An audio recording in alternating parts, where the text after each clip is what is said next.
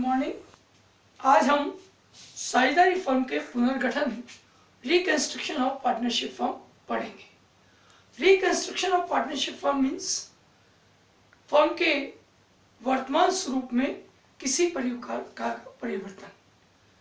जब हमने पार्टनरशिप पढ़ी उस समय हमने बताया था कि एकाकी व्यापार जो सोल ट्रेड होता है उस व्यापार की सबसे बड़ी प्रॉब्लम थी सीमित साधन थे, यानी पूंजी की कमी थी, और सीमित संसाधन के साथ साथ वहां सीमित सोच भी थी।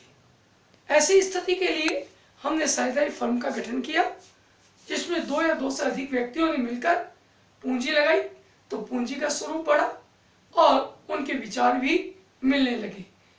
इससे व्यापारिक क्षेत्र बढ़ने लगा।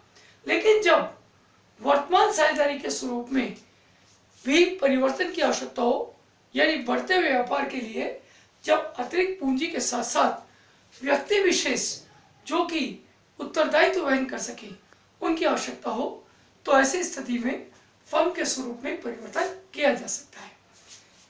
जो रिकंस्ट्रक्शन ऑफ पार्टनरशिप फर्म सबसे बड़ी बात, साझेदारों के मध्य जो विद्यमान यानी वर्तमान में जो समझौता है उस समझौते में किसी प्रकार के परिवर्तन को फर्म के का पुनर्गठन कहा जा सकता है, रिकंस्ट्रक्शन कहा जा सकता है। फर्म के रिकंस्ट्रक्शन की कुछ निश्चित परिस्थितियां हैं, कंडीशंस हैं। जैसे नए साझेदार के प्रवेश पर फर्म का रिकंस्ट्रक्शन माना जाता है क्योंकि उसके आने से कई प्रकार का परिवर्तन होता है। इसी प्रकार वर्तमान साझेदारों के लाभानी अनुपात में परिवर्तन होने पर भी पुनर्गठन माना जाता है। यदि कोई विद्यमान साझेदार वर्तमान में जो कार्य कर रहा है वो साझेदार फर्म से अवकाश ग्रहण करता है तब भी फर्म का पुनर्गठन माना जाता है। इसी प्रकार किसी साझेदार की मृत्यु होने पर यानी किसी साझेदार के फर्म से हटने पर, मृत्यु हो जाने पर भी फर्म का पुनर्गठन माना जाता है। इसी प्रकार दो साझेदारी फर्मों का अगर एकीकरण किया जाए, दो फर्मों को मिलाया जाए, तब भी फर्म का एकीकरण या विलय की स्थिति में भी पुनर्गठन माना जाता है। जब फर्म का पुनर्गठन होता है तो वहां सबसे पहले नए साझेदार की प्रवेश की स्थिति। जब नए साझेदार को हम एडमिशन देते हैं तो उसकी व्यवस्था कब और क्यों की जा सकती है। फर्म को यदि अतिरिक्त धन की आवश्यकता हो, साथ में ऐसे व्यक्ति की आवश्यकता हो जो व्यवसाय के उत्तरदायित्व को वहन कर सके, तो ऐसी स्थिति में नए साझेदार का प्रवेश दिया जाता है। किसी व्यापार में, साझेदारी व्यापार में किसी नए सदस्य का स्वामी के रूप में, हम कर्मचारी के रूप में भी ले सकते हैं लेकिन वो साझेदार नहीं हो सकता, लेकिन जब उसे हम स्वामी के रूप में प्रवेश देते हैं जिससे साझेदारों की संख्या में वृद्धि होती है और नया आने वाला साझेदार पूंजी के रूप में कुछ राशि लाता है तथा ये प्रवेश वास्तव में वर्तमान साझेदारों की सहमति से ही संभव हो पाता है। जब नया साझेदार फर्म में प्रवेश करता है तो उसे दो प्रकार के अधिकार प्राप्त होते हैं। नंबर एक, फर्म की संपत्तियों में हिस्सा प्राप्त करने का अधिकार। जो फर्म की एसेट्स हैं उनमें उसे राइट मिलता है, लेकिन उस राइट के लिए उसे फर्म में कुछ धनराशि लानी होती है जिसे हम पूंजी यानी कैपिटल कहते हैं।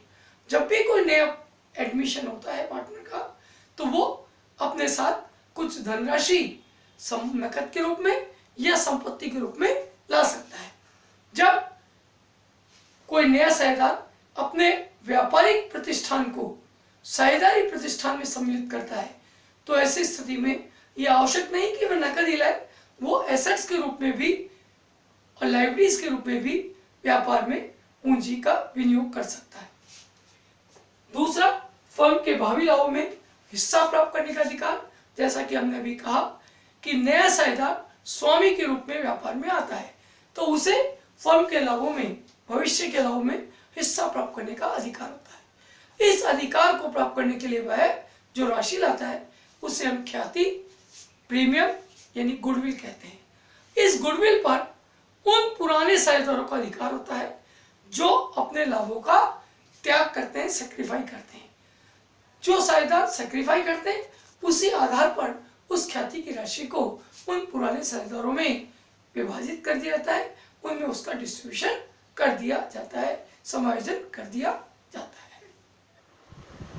रिकंस्ट्रक्शन ऑफ पार्टनरशिप फर्म में जब नए साझेदार का प्रवेश हम पढ़ते हैं तो इस नए साझेदार के प्रवेश में जो मुख्य रूप से एडजस्टमेंट करने होते हैं वो एडजस्टमेंट क्या है? Investor adjustment at the time of new partnership form, उन्हें विशेष रूप से फोकस करना चाहिए। इसमें सबसे पहले हम नई साझेदारी फर्म के लिए जब नया साझेदार एडमिशन ले रहा है तो उस समय नई फर्म का profit and loss ratio calculate करते हैं, यानी calculation of new profit and loss ratio. अब चूंकि जो पुराने साझेदार होते हैं वो जब सेक्रीफाई करते हैं तो न्यू रेशियो कैलकुलेट होता है, इसलिए सेक्रीफाई रेशियो भी कैलकुलेट किया जाता है। इसके बाद गुडविल का वैल्यूएशन किया जाता है और उसकी अकाउंटिंग की जाती है। न्यू पार्टनर के एडमिशन के समय हम एसेट्स और लायबिलिटीज का भी रीवैल्यूएशन करते हैं, संपत्ति एवं दायित्वों का पुनर्मूल्यांकन जिसे कहते हैं। इसके साथ ही संचय यानी रिजर्व्स और अवितरित लाभानी, ऐसे लाभानी जो अभी तक डिस्ट्रीब्यूट नहीं किए गए, अनडिस्ट्रीब्यूटेड प्रॉफिट एंड लॉस का एडजस्टमेंट किया जाता है, यानी adjustment of reserve and undistributed profit and loss. इसके अलावा जो कैपिटल है, अब सभी साझेदार नए साझेदार सहित उन पार्टनर्स की कैपिटल का एडजस्टमेंट किया जाता है, ठीक है, जिसे हम कहते हैं एडजस्टमेंट ऑफ कैपिटल। अब हम आपको नए लाभ हानि अनुपात की कैलकुलेशन के बारे में समझाएंगे।